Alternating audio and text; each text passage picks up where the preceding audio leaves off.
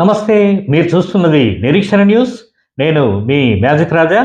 ఈ నెల 27న వినాయక చవితి సందర్భంగా వినాయక విగ్రహాల ప్రతిష్టాపన కోసం ఇప్పటికే ఉత్సవ కమిటీలు వాడవాడన మండపాలను ఏర్పాటు చేస్తున్నారు. ఈ విషయమై తెలంగాణ రాష్ట్ర పోలీస్ శాఖ పలు సూచనలు చేసింది. వారి సూచనలు పాటిద్దాం, ప్రమాదాలు నివారిద్దాం, ఆనందోత్సాహాల మధ్య నవరాత్రులను నిమజ్జనాన్ని జరుపుకుందాం.